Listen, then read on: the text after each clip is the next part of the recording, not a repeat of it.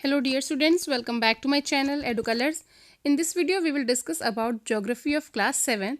This is worksheet 20 which is scheduled on 7th of December and the chapter name is Air. इस worksheet में हम air के बारे में पढ़ेंगे. आज हम इस वर्कशीट में एयर चैप्टर में ह्यूमिडिटी के बारे में पढ़ेंगे और रेनफॉल के बारे में पढ़ेंगे, टाइप्स ऑफ रेनफॉल के बारे में पढ़ेंगे.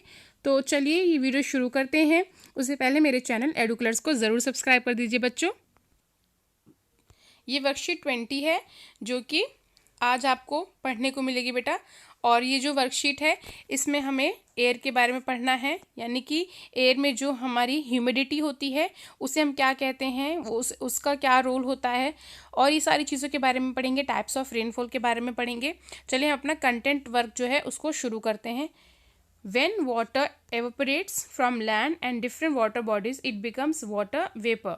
यानी कि जो हमारे जो जल है, यानी कि जैसे कि ओशन है या रिवर है, यहाँ से जो हमें जल है, जब वो जल यहाँ से एवोपरेट होता है, वाटर एवोपरेट होता है जब, और जब ऊपर जाता है तो उसमें क्या हो जाता है, वो हवा में एक तरीके से मॉइस्चर हो जाता है. जब हवा में मॉइस्चर हो जाता है यानी कि नमी हो जाती है तो उसको हम कहते हैं ह्यूमिडिटी.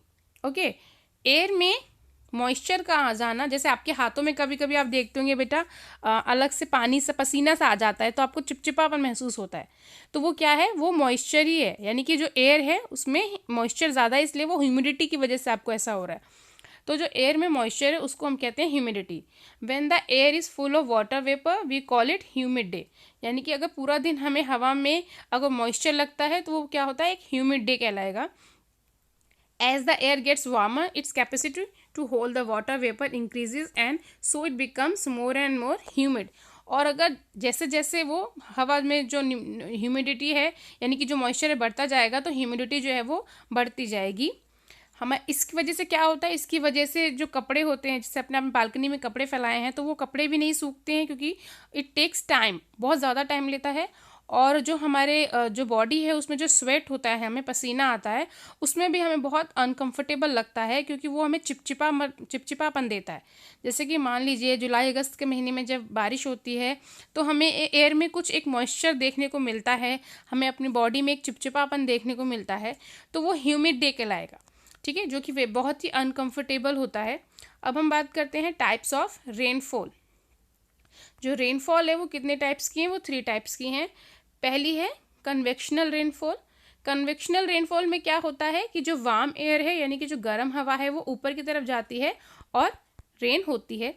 साइक्लोनिक रेनफॉल में आप देखिए इस तरीके से यहाँ पर ये जो वार्म एयर है वो ऊपर जा रही है और जो कोल्ड एयर है उसकी डायरेक्शन इस तरीके से होती है.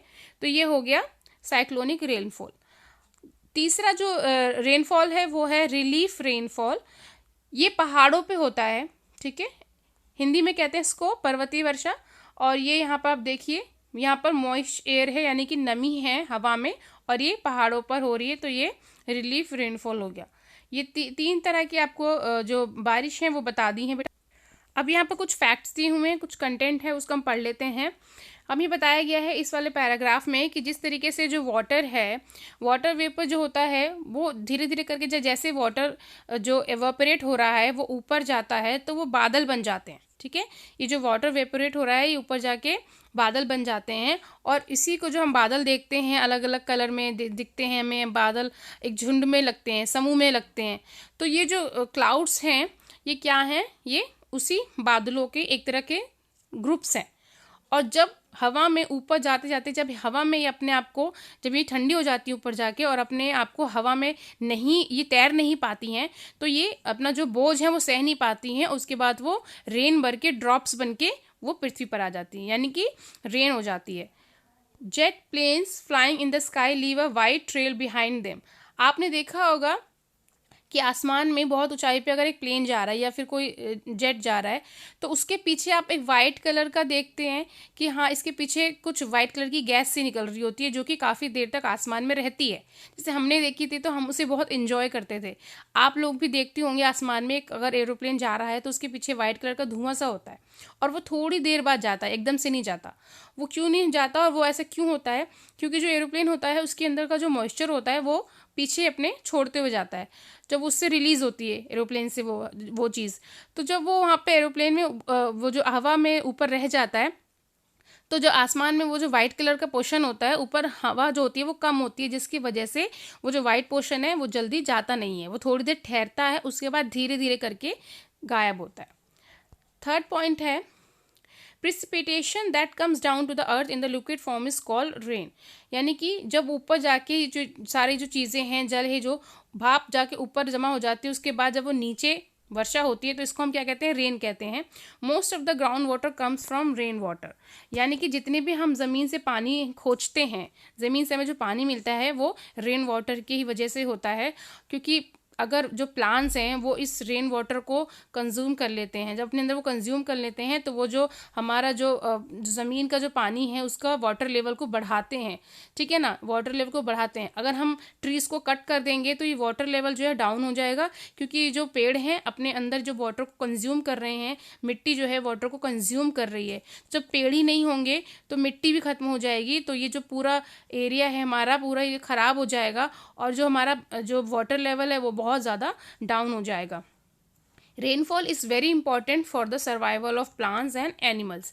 यानी कि रेनफॉल जो है हम सब जानते हैं, अगर जो हमें सर्वाइवल है, अगर हमारा जानवरों का, पेड़ पौधों का, किसी का भी सर्वाइवल अगर हम चाहते हैं, तो रेनफॉल बहुत ज़रूरी है, बारिश बहुत ज़रूरी है।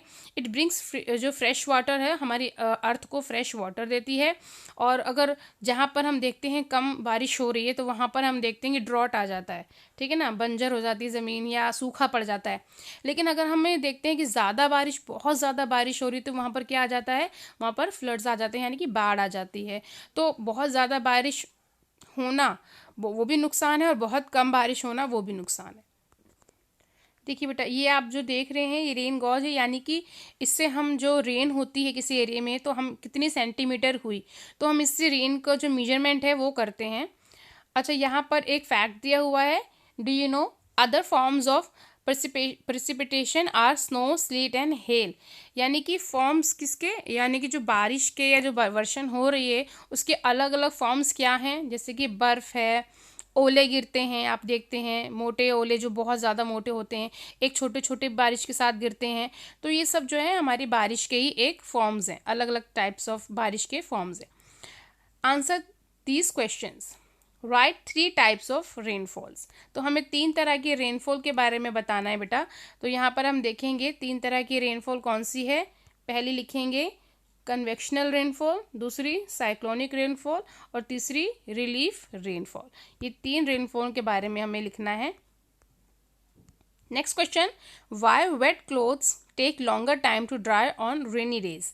यानी कि जो कपड़े हैं वो रेनी डेज में, यानी कि ये जो बहुत ज़्यादा मॉइस्चर होता है जब इस एरिया में या फिर किसी रेनी डेज में, तो बहुत टाइम लेते हैं सूखने के लिए।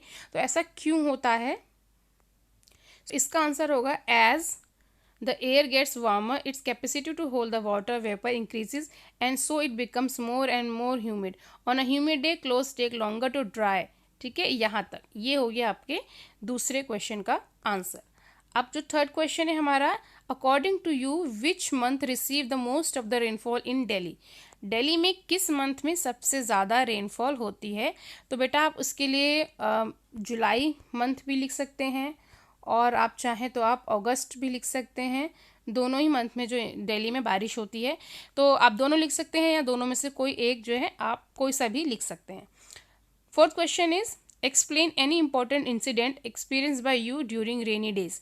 यानी कि रेनी डेज में आपके द्वारा किया गया कोई भी एक्सपीरियंस है, तो आप उसके साथ आपको यहाँ वो चीज़ लिखनी है। जैसे मैंने यहाँ पर एक बच्चे की स्टोरी लिखी, एक बच्ची की। It was about to rain one afternoon. The sky was dark and the clouds were grey. A little girl wanted to go outside the play. यानी कि एक लड़की जो है वो खेलना चाहती थी, लेकिन बादल बहुत ज़्यादा थे, काले बादल थे, तो वो घर ही में थी। She had been a good girl and stayed indoors the whole day. पूरा दिन वो घर ही में रही। Therefore she went out, but as soon as she got out, the rain started pouring. यानी कि जैसे ही वो अपने घर से निकलती है कि वो खेल ले, लेकिन बारिश जो है वो शुरू हो जाती है। There was a heavy pour of rains. और बहुत मोटी मोटी बूंदें गिरने लगती हैं। The little girl quickly ran back into the house, she was sad and frustrated.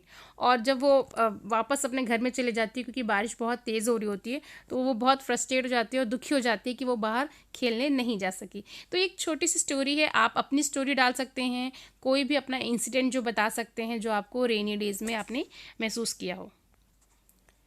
सो ये वीडियो यहाँ पर कंप्लीट होती है बेटा, हमारी वीडियो यहाँ पर कंप्लीट होती है। आई होप आपको ये वीडियो अच्छी लगी होगी।